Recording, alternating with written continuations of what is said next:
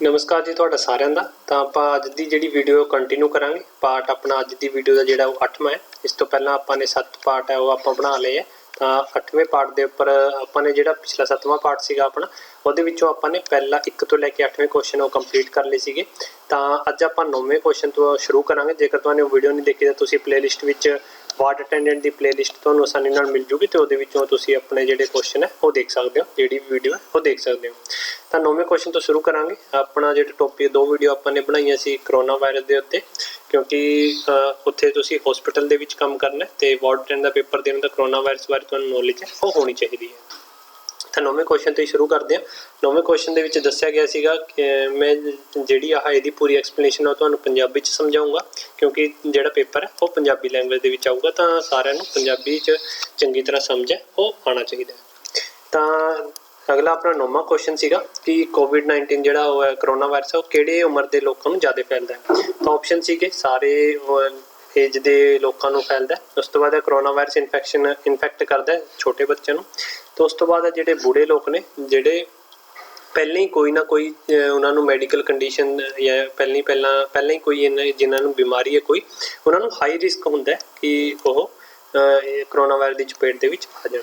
ਤਾਂ ਇਹਦਾ ਜਿਹੜਾ ਆਪਸ਼ਨ ਹੈ ਕਰੈਕਟ ਆਪਸ਼ਨ ਡੀ ਹੈ, ਯਾਨੀ ਕਿ ਸਾਰੇ ਠੀਕ ਨੇ ਕਿਉਂਕਿ ਕਰੋਨਾ ਵਾਇਰਸ ਸਾਰੇ ਏਜ ਗਰੁੱਪ ਨੂੰ ਫੈਲਦਾ, ਬੱਚਿਆਂ ਨੂੰ ਵੀ ਹੁੰਦਾ, ਛੋਟੇ ਬੱਚੇ ਨੇ ਜਿਹੜੇ, ਤੇ ਜਿਹੜੇ ਬੂढ़े ਜ਼ਿਆਦਾ ਹੋ ਚੁੱਕੇ ਨੇ ਉਹਨਾਂ ਨੂੰ ਵੀ ਫੈਲਦਾ। ਉਸ ਤੋਂ ਬਾਅਦ ਇਹਦੀ ਐਕਸਪਲੇਨੇਸ਼ਨ ਵੀ ਮੈਂ ਤੁਹਾਨੂੰ ਸਾਥ ਨਾਲ ਦੇ ਨਾਲ ਦੇਈ ਜਾਣਾ। ਦੇਖੋ ਕਰੋਨਾ ਵਾਇਰਸ ਕੀ ਹੈ, ਸਾਰੇ ਏਜ ਗਰੁੱਪ ਨੂੰ ਫੈਲਦਾ ਤੇ ਬਟ ਅਕੋਰਡਿੰਗ ਟੂ ਏਮਸ ਜਿਹੜਾ ਆਲ ਇੰਡੀਆ ਮੈਡੀਕਲ ਜਿਹੜਾ ਉਹ ਕੀ ਕਹਿੰਦਾ ਕਿ ਬੱਚਿਆਂ ਨੂੰ ਇਹ ਜਿਹੜੇ ਉਹ ਕੀ ਹੈ ਬੱਚਿਆਂ ਦੇ ਵਿੱਚ ਇਹ ਘੱਟ ਪਾਇਆ ਜਾਂਦਾ। ਜਿਹੜੇ ਪਰਸਨ ਉਹ ਹਾਈ ਰਿਸਕ ਤੇ ਕਿਹੜੇ ਹੁੰਦੇ ਨੇ, ਓਲਡ ਪਰਸਨ ਉਹ ਜ਼ਿਆਦਾ ਹਾਈ ਰਿਸਕ ਤੇ ਆਉਂਦੇ ਨੇ। ਤੇ ਸਫਰਿੰਗ ਤੇ ਜਿਹੜੇ ਦੂਜੇ ਕਿਹੜੇ ਨੇ ਜਿਹੜੇ ਸਫਰ ਕਰਦੇ ਨੇ ਕੁਝ medical condition like high blood pressure ਹੋ ਗਿਆ, ਜਿਨ੍ਹਾਂ ਨੂੰ ਜ਼ਿਆਦਾ ਸ਼ੂਗਰ ਦੀ ਜ਼ਿਆਦਾ ਪ੍ਰੋਬਲਮ ਹੁੰਦੀ ਹੈ, ਜਿਨ੍ਹਾਂ ਨੂੰ ਕੈਂਸਰ ਹੁੰਦਾ ਹੈ, ਲੰਗ ਡਿਜ਼ੀਜ਼ ਹੁੰਦੀਆਂ ਨੇ, ਜਿਨ੍ਹਾਂ ਨੂੰ ਡਾਇਬਟੀਜ਼ ਹੁੰਦੀਆਂ ਨੇ ਜਾਂ ਫਿਰ ਹਾਰਟ ਦੀਆਂ ਬਿਮਾਰੀਆਂ ਹੁੰਦੀਆਂ ਨੇ, ਉਹਨਾਂ ਨੂੰ ਇਹ ਜ਼ਿਆਦਾ ਫੈਲਦਾ, ਬੱਚਿਆਂ ਨੂੰ ਘੱਟ ਫੈਲਦਾ। ਇਹ ਕਹਿੰਦਾ ਏਮਸ। ਉਸ ਤੋਂ ਬਾਅਦ ਆਪਣਾ 10ਵਾਂ ਕੁਐਸਚਨ ਹੈ ਕਰੋਨਾ ਵਾਇਰਸ ਹੈ ਕੀ, ਵਟ ਇਜ਼ ਕਰੋਨਾ ਵਾਇਰਸ। ਇਹ ਵੀ ਤੁਹਾਡੇ ਤੋਂ ਕੁਐਸਚਨ ਹੈ ਪੇਪਰ ਦੇ ਵਿੱਚ ਪੁੱਛਿਆ ਜਾ ਸਕਦਾ, ਇੰਪੋਰਟੈਂਟ ਕੁਐਸਚਨ ਹੈ ਕਿ ਕਰੋਨਾ ਵਾਇਰਸ ਹੈ ਕੀ। ਇਹ ਲਾਰਜ ਵਾਇਰਸ ਦੀ ਇੱਕ ਲਾਰਜ ਫੈਮਿਲੀ ਹੈ। ਇਹ ਫੈਮਿਲੀ ਬਿਲੋਂਗ ਕਰਦੀ ਹੈ ਨੀਡੋ ਵਾਇਰਸ ਤੇ ਏ ਔਰ ਬੀ ਦੋਨੋਂ ਕਰੈਕਟ ਨੇ ਜਾਂ ਫਿਰ ਓਨਲੀ ਏ ਇਜ਼ ਕਰੈਕਟ ਹੈ। ਤਾਂ ਇਹਦਾ ਆਪਸ਼ਨ ਹੈ ਸੀ, ਯਾਨੀ ਕਿ ਏ ਔਰ ਬੀ ਦੋਨੋਂ ਕਰੈਕਟ ਨੇ। ਵਾਇਰਸ ਦੀ ਇੱਕ ਲਾਰਜ ਫੈਮਿਲੀ ਤੇ ਨੀਡੋ ਵਾਇਰਸ ਦੀ ਫੈਮਿਲੀ ਨੂੰ ਬਿਲੋਂਗ ਕਰਦਾ ਹੈ।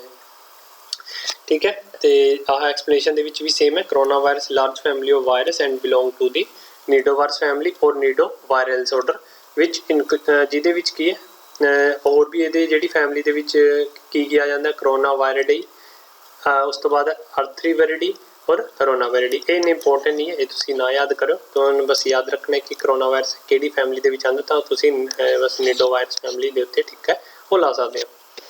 ਉਸ ਤੋਂ ਬਾਅਦ ਆਪਣਾ 11ਵਾਂ ਕੁਐਸਚਨ ਹੈ ਕਿ ਵਰਲਡ ਹੈਲਥ ਜਿਹੜੀ ਆਰਗੇਨਾਈਜੇਸ਼ਨ ਨੇ 11 ਫਰਵਰੀ 2020 ਨੂੰ ਤੇ 11 ਫਰਵਰੀ 2020 ਨੂੰ ਅਨਾਉਂਸ ਕੀਤਾ ਸੀਗਾ, ਆਫੀਸ਼ੀਅਲ ਜਿਹੜਾ ਨੇਮ ਹੈ ਉਹ ਇਸ ਬਿਮਾਰੀ ਦਾ ਅਨਾਉਂਸ ਕੀਤਾ ਸੀਗਾ। ਠੀਕ ਹੈ, ਜਿਹੜੀ ਫੈਲੀ ਸੀਗੀ 2000 ਨੋਵਲ ਕਰੋਨਾ ਵਾਇਰਸ ਦੇ ਆਊਟਬ੍ਰੇਕ ਤੇ। ਹੁਣ ਉਹਦਾ ਨਾਮ ਦੱਸਣਾ ਤੁਹਾਨੂੰ ਕੀ ਨਾਮ ਹੈ।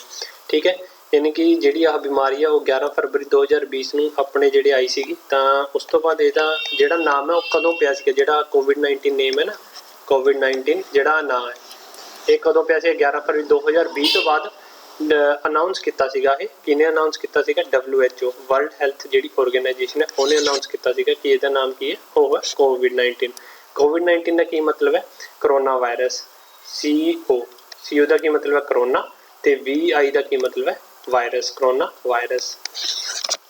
ਉਸ ਤੋਂ ਬਾਅਦ ਹੈ ਇੱਥੇ ਵੀ ਦੇਖ ਸਕਦੇ ਹੋ ਤੁਸੀਂ ਐਕਸਪਲੇਨੇਸ਼ਨ ਹੂ ਨੇਮਡ, ਯਾਨੀ ਕਿ WHO ਵਰਲਡ ਹੈਲਥ ਆਰਗੇਨਾਈਜੇਸ਼ਨ ਨੇ ਇਸ ਬਿਮਾਰੀ ਦਾ ਨਾਮ ਦੱਸਿਆ ਸੀਗਾ ਨੋਵਲ ਕਰੋਨਾ ਵਾਇਰਸ ਔਰ ਕੋਵਿਡ-19। ਉਸ ਤੋਂ ਬਾਅਦ ਹੈ 12ਵਾਂ ਕੁਐਸਚਨ ਹੈ ਫਸਟ ਕੇਸ ਕਦੋਂ ਆਇਆ ਸੀਗਾ ਨੋਵਲ ਕਰੋਨਾ ਵਾਇਰਸ ਦਾ, ਮਤਲਬ ਕਿੱਥੇ ਆਇਡੈਂਟੀਫਾਈ ਹੋਇਆ ਸੀਗਾ। ਤਾਂ ਇਹ ਆਪਾਂ ਨੂੰ ਸਾਰਿਆਂ ਨੂੰ ਪਤਾ ਹੈ ਕਿ ਇਹ ਕਿੱਥੇ ਹੋਇਆ ਸੀਗਾ, ਵੂਹਾਨ ਦੇ ਵਿੱਚ ਇਹ ਜਿਹੜਾ ਹੈ ਉਹ ਹੋਇਆ ਸੀਗਾ, ਹੁਬਈ ਦੇ ਵਿੱਚ, ਵੂਹਾਨ ਚਾਈਨਾ ਦੇ ਵਿੱਚ ਇਹ ਜਿਹੜਾ ਕੇਸ ਹੈ ਉਹ ਸਭ ਤੋਂ ਪਹਿਲਾਂ ਆਇਆ ਸੀਗਾ ਵੂਹਾਨ ਦੇ ਵਿੱਚ। ਫਸਟ ਕੇਸ ਹੈ ਨੋਵਲ ਕਰੋਨਾ ਵਾਇਰਸ ਦਾ ਆਇਡੈਂਟੀਫਾਈ ਹੋਇਆ ਸੀਗਾ ਵੂਹਾਨ, ਹੁਬਈ ਪ੍ਰੋਵਿੰਸ, ਚਾਈਨਾ। ਉਸ ਤੋਂ ਬਾਅਦ ਹੈ ਆਪਣਾ 13ਵਾਂ ਕੁਐਸਚਨ ਹੈ which of the following diseases are related to, ਇਹਨਾਂ ਵਿੱਚੋਂ ਦੱਸਣੇ ਕਿ ਕਿਹੜੀ ਜਿਹੜੀ ਬਿਮਾਰੀ ਹੈ ਡਿਜ਼ੀਜ਼ ਹੈ ਉਹ ਕਰੋਨਾ ਵਾਇਰਸ ਦੇ ਰਿਲੇਟਡ ਹੈ।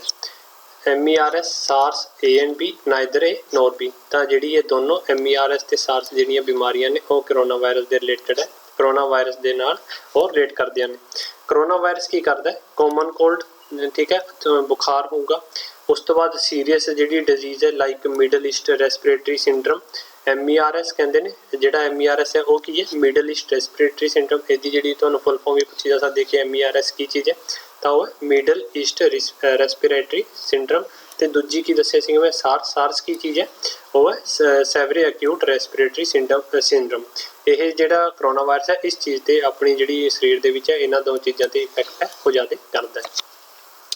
ਉਸ ਤੋਂ ਬਾਅਦ ਮਾਈਲਡ ਜਿਹੜੇ ਸਿੰਪਟਮ ਨੇ ਉਹ ਕੀ ਨੇ ਕਰੋਨਾ ਵਾਇਰਸ ਦੇ? ਕਰੋਨਾ ਵਾਇਰਸ ਦੇ ਯਾਨੀ ਕਿ ਕੁਝ ਛੋਟੇ ਮੋਟੇ ਲੱਛਣ ਉਹ ਕੀ ਚੀਜ਼ ਨੇ? ਮਤਲਬ ਛੋਟੇ ਮੋਟੇ ਲੱਛਣ ਕੀ ਹੋ ਸਕਦੇ ਨੇ ਜਿਹਨੂੰ ਆਪਾਂ ਜੇਕਰ ਕਹੀਏ ਕਿਸੇ ਨੂੰ ਕਰੋਨਾ ਵਾਇਰਸ ਤਾਂ ਉਹਦੇ ਛੋਟੇ ਮੋਟੇ ਜਿਹੜੇ ਲੱਛਣ ਕੀ ਹੋਣਗੇ?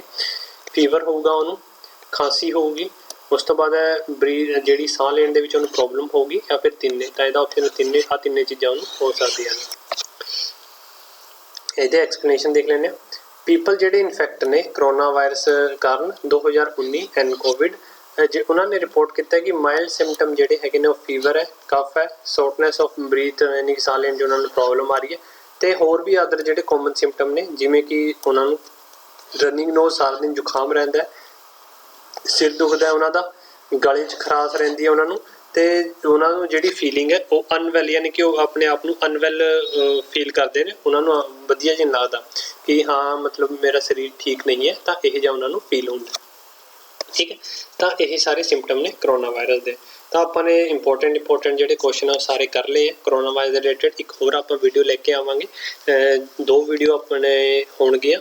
2 ਵੀਡੀਓ ਆਪਾਂ ਨੇ, ਇੱਕ ਪਾਰਟ 7ਵਾਂ ਤੇ 8ਵਾਂ, 2 ਵੀਡੀਓ ਆਪਾਂ ਨੇ ਇਹਦੇ ਉੱਤੇ ਬਣਾਈਆਂ ਨੇ। ਇੱਕ 7ਵਾਂ ਤੇ ਇੱਕ 8ਵਾਂ ਪਾਰਟ ਹੈ। ਇੱਕ ਹੋਰ ਆਪਾਂ ਜਿਹੜਾ ਪਾਰਟ ਹੈ ਜਿਹੜਾ 9ਵਾਂ ਜਾਂ ਫਿਰ 10ਵਾਂ ਪਾਰਟ ਆਪਣਾ ਹੋ ਸਕਦਾ ਹੈ, ਜਿਹੜਾ ਆਪਾਂ ਕਿ ਕਰੋਨਾ ਵਾਇਰਸ ਦੇ ਕੁਐਸਚਨ ਥੋੜ੍ਹੇ ਜਿਹੇ ਹੋਰ ਹੈ ਜਿਹੜੇ ਉਹ ਕਰ ਲਵਾਂਗੇ, ਤਾਂ ਪੇਪਰ ਦੇ ਵਿੱਚ ਕੋਈ ਵੀ ਕਿਸੇ ਵੀ ਤਰ੍ਹਾਂ ਦਾ ਜਿਹੜਾ ਕੁਐਸਚਨ ਆਵੇ ਤਾਂ ਉਸ ਨੂੰ ਆਪਾਂ ਟਿਕ ਮਾਰ ਸਕੀਏ, ਸੋਲਵ ਆਪਾਂ ਕਰ ਸਕੀਏ। ਕਿਉਂਕਿ ਆਪਾਂ ਨੂੰ ਵੀ ਪਤਾ ਹੈ ਕਿ ਆਪਾਂ ਨੇ ਇਸ ਪੇਪਰ ਲਈ 600 ਰੁਪਏ ਦੇ 596 ਦੇ ਆਸ-ਪਾਸ ਆਪਾਂ ਨੇ ਜਿਹੜੇ ਪੈਸੇ ਉਹ ਭਰੇ ਨੇ, ਤਾਂ ਆਪਾਂ ਉਹ ਖਰਾਬ ਹੈ ਉਹ ਨਹੀਂ ਕਰਨੇ ਹੈ। 800 ਪੋਸਟਾਂ ਬਹੁਤ ਹੁੰਦੀਆਂ ਨੇ, 800 ਪੋਸਟਾਂ ਨਿਕਲੀਆਂ ਹੋਈਆਂ ਨੇ। ਜਿਹੜੀ ਜਨਰਲ ਕੈਟੇਗਰੀ 350 ਦੇ ਆਸ-ਪਾਸ ਜਨਰਲ ਦੀਆਂ ਪੋਸਟਾਂ ਨੇ। ਤਾਂ ਜਿਹੜੇ ਵੀ ਕੈਂਡੀਡੇਟ ਹੈ ਜਿਹੜੇ ਵੀ ਕੈਟੇਗਰੀ ਦੇ ਨੇ ਤਾਂ ਸਾਰੇ ਹੀ ਪੇਪਰ ਜਿਨ੍ਹਾਂ ਨੇ ਭਰਿਆ ਤਾਂ ਉਹ ਸਾਰੇ ਪਾਸ ਹੋ ਸਕਣ। ਔਰ ਇਹ ਦੂਜੀ ਗੱਲ, ਇਹਦੀ ਜਿਹੜੀ ਮੈਂ ਤੁਹਾਨੂੰ ਨੋਟਸ ਨੇ ਜਿਹੜੀਆਂ ਮੈਂ PDF ਤੁਹਾਨੂੰ ਹੁਣ ਦਿਖਾ ਰਿਹਾ, ਜਿਹੜੀ ਮੈਂ ਤੁਹਾਨੂੰ ਸਮਝਾਈ ਹੈ, ਇਹਦੇ ਨੋਟਸ ਵੀ ਤੁਹਾਨੂੰ ਦਿੱਤੇ ਜਾ ਰਹੇ ਨੇ WhatsApp ਦੇ ਉੱਤੇ। ਔਰ WhatsApp ਦੇ ਜਿਹੜਾ ਨੰਬਰ ਹੈ ਤੁਹਾਨੂੰ ਡਿਸਕ੍ਰਿਪਸ਼ਨ ਬਾਕਸ ਦੇ ਵਿੱਚ ਮਿਲ ਜੂਗਾ, ਉੱਥੇ ਜਾ ਕੇ ਤੁਸੀਂ ਮਤਲਬ ਜਿਹੜੇ ਨੋਟਸ ਆ ਉਹ ਪ੍ਰੋਵਾਈਡ ਕੀਤੇ ਜਾਂਦੇ ਨੇ। ਜਿਹੜਾ ਕਿ 125 ਰੁਪਏ ਜਿਹੜੀ ਫੀਸ ਹੈ ਉਹ ਰੱਖੀ ਗਈ ਹੈ। ਠੀਕ ਹੈ, 125 ਰੁਪਏ ਜਿਹੜੀ ਫੀਸ ਹੈ ਉਹ 1 ਟਾਈਮ ਫੀਸ ਹੈ, ਉਹ ਰੱਖੀ ਗਈ ਹੈ ਸਾਰੇ ਨੋਟਸ ਵਾਸਤੇ। ਉਹ ਜਿਹੜੇ ਨੋਟਸ ਨੇ ਤੁਹਾਨੂੰ ਡੇਲੀ ਪ੍ਰੋਵਾਈਡ ਕੀਤੇ ਜਾਂਦੇ ਨੇ ਵਿਦ ਕਰੰਟ ਅਫੇਅਰ ਦੇ ਨਾਲ। ਠੀਕ ਹੈ, ਤੇ ਵੀਡੀਓ ਤਾਂ ਤੁਸੀਂ ਦੇਖ ਹੀ ਲੈਂਦੇ ਹੋ YouTube ਦੇ ਉੱਤੇ, ਤੇ ਜੇਕਰ ਤੁਸੀਂ ਸਬਸਕ੍ਰਾਈਬ ਨਹੀਂ ਕੀਤਾ ਤਾਂ ਚੈਨਲ ਨੂੰ ਸਬਸਕ੍ਰਾਈਬ ਕਰ ਦਿਓ, ਤੇ ਵੀਡੀਓ ਵਧੀਆ ਲੱਗੀ ਤਾਂ ਵੀਡੀਓ ਨੂੰ ਜ਼ਰੂਰ ਲਾਈਕ ਕਰਿਓ। ਤਾਂ ਇਸ ਤੋਂ ਜਿਹੜੇ ਪਹਿਲਾਂ ਵਾਲੇ ਕੁਐਸਚਨ ਮੈਂ ਇੱਕ ਵਾਰ ਉਹ ਵੀ ਦਿਖਾਉਣ ਦਿੰਦਾ, ਜਿਹੜੇ ਕਿ ਆਪਾਂ ਨੇ ਪ੍ਰੀਵੀਅਸ ਵੀਡੀਓ ਦੇ ਵਿੱਚ ਕਵਰ ਉਹ ਕਰ ਲਏ ਸੀਗੇ। ਆਹ ਸਾਰੇ ਜਿਹੜੇ ਕੁਐਸਚਨ ਸੀਗੇ, ਜਿਹੜੇ ਇੰਪੋਰਟੈਂਟ ਕੁਐਸਚਨ ਸੀਗੇ, ਠੀਕ ਹੈ, ਉਹ ਆਪਾਂ ਨੇ ਪ੍ਰੀਵੀਅਸ ਵੀਡੀਓ ਦੇ ਵਿੱਚ ਇੱਥੋਂ ਕਵਰ ਕੀਤੇ ਸੀਗੇ। ਠੀਕ ਹੈ, ਇਹ ਵਾਰਡ ਅਟੈਂਡੈਂਟ ਦਾ MCQ ਕਰੋਨਾ ਵਾਇਰਸ ਦੇ ਉੱਤੇ ਆਪਾਂ ਨੇ ਕਵਰ ਕਰ ਲਏ। ਨੈਕਸਟ ਵਾਲੀ ਵੀਡੀਓ ਦੇ ਵਿੱਚ ਆਪਾਂ ਦੇਖਦੇ ਹਾਂ ਕਿ ਕਰੋਨਾ ਵਾਇਰਸ ਦੇ ਰਿਲੇਟਡ ਹੀ ਆਪਾਂ ਇੱਕ ਹੋਰ ਵੀਡੀਓ ਬਣਾ ਦਈਏ ਤਾਂ ਕਿ ਕੰਪਲੀਟ ਹੋ ਜਾਏ ਆਪਣਾ ਇਹ ਟੌਪਿਕ। ਤੇ ਨੈਕਸਟ ਵਾਲੀ ਜਿਹੜੀ ਵੀਡੀਓ ਹੈ ਉਹ ਆਪਣੀ ਮੈਡੀਕਲ ਦੇ ਉੱਤੇ ਰਹੂਗੀ। ਠੀਕ ਹੈ, ਮੈਡੀਕਲ ਯਾਨੀ ਕਿ ਜਦੋਂ ਤੁਸੀਂ ਉੱਥੇ ਜਾਓਗੇ ਹਸਪੀਟਲ ਦੇ ਵਿੱਚ, ਜਦੋਂ ਤੁਸੀਂ ਤੁਹਾਡੀ ਡਿਊਟੀ ਲੱਗੂਗੀ ਤਾਂ ਉੱਥੇ ਤੁਹਾਨੂੰ ਕੀ ਕੁਝ ਕੰਮ ਕਰਨਾ ਪੈ ਸਕਦਾ। ਠੀਕ ਹੈ, ਉਹ ਵੀ ਆਪਾਂ ਵੀਡੀਓ ਜਲਦੀ ਬਣਾਵਾਂਗੇ, ਜਿਹਦਾ ਨਾਮ ਹੈ, ਆਪਾਂ ਉਹਦਾ ਨਾਮ ਰੱਖਿਆ ਵਾਰਡ ਅਟੈਂਡੈਂਟ ਵਰਕ ਪ੍ਰੋਫਾਈਲ, ਕਿ ਉੱਥੇ ਤੁਸੀਂ ਕਿਹੋ ਜਿਹਾ ਕੰਮ ਤੁਹਾਨੂੰ ਉੱਥੇ ਕਰਨਾ ਪੈ ਸਕਦਾ, ਇਹਦੇ ਉੱਤੇ ਬਣਾਵਾਂਗੇ। ਤੇ ਉਸ ਤੋਂ ਬਾਅਦ ਜੇ ਉੱਥੇ ਜਿਹੜੇ ਹਸਪੀਟਲ ਦੇ ਵਿੱਚ ਜਿਹੜੇ ਵੀ ਇਕਵਿਪਮੈਂਟ ਹੁੰਦੇ ਨੇ, ਠੀਕ ਹੈ, ਜਿਵੇਂ ਬੈਂਡੇਜ ਲਾਣੀ ਤੁਹਾਨੂੰ ਪੈ ਸਕਦੀ ਹੈ, ਮਰੀਜ਼ ਦੇ MRI ਵਾਸਤੇ ਲੈ ਕੇ ਜਾਣਾ ਪੈਂਦਾ, CT ਐਕਸਰੇ ਵਾਸਤੇ ਲੈ ਕੇ ਜਾਣਾ ਪੈ ਜਾਂਦਾ, ਤਾਂ ਇਹਦੇ ਬਾਰੇ ਵੀ ਆਪਾਂ ਤੁਹਾਨੂੰ ਥੋੜ੍ਹੀ ਜਿਹੀ ਨੌਲੇਜ ਹੈ ਉਹ ਪ੍ਰੋਵਾਈਡ ਕਰਵਾ ਦੇਵਾਂਗੇ। ਤੇ ਉੱਥੇ ਜਿਹੜੇ ਵੀ ਮਤਲਬ ਇਕਵਿਪਮੈਂਟ ਪਏ ਹੁੰਦੇ ਨੇ, ਜਿਵੇਂ ਕਿ ਨੀਡਲ ਹੋ ਗਈ, ਸਟ੍ਰੈਚਰ ਹੋ ਗਏ, ਇਹ ਜਿਹੇ ਇਕਵਿਪਮੈਂਟ ਕਿੰਨੇ ਟਾਈਪਸ ਦੇ ਹੁੰਦੇ ਨੇ, ਕਿੰਨੇ ਤਰ੍ਹਾਂ ਦੀ ਹੁੰਦੀ ਹੈ, ਤਾਂ ਇਹਦੇ ਸਾਰੇ ਬਾਰੇ ਆਪਾਂ ਜਿਹੜੇ ਤੁਹਾਨੂੰ ਨੋਟਸ ਦੇ ਵਿੱਚ ਔਰ ਆਪਣੀਆਂ ਜਿਹੜੀਆਂ ਵੀਡੀਓ ਨੇ ਉਹਦੇ ਦੁਆਰਾ ਕਰਵਾ ਦਿੱਤਾ ਜਾਊਗਾ। ਧੰਨਵਾਦ ਵੀਡੀਓ ਦੇਖਣ ਲਈ।